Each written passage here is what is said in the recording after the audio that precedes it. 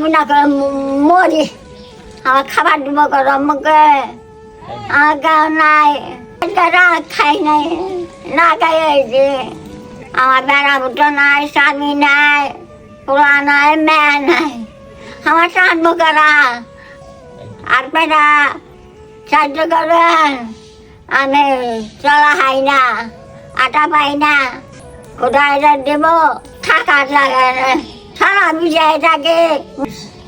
আপনারা এই যে অসহায় মানুষটিকে আপনারা দেখতে পাচ্ছেন, তিনি এখনো কোনো খানা খাননি, না খেয়ে আছে।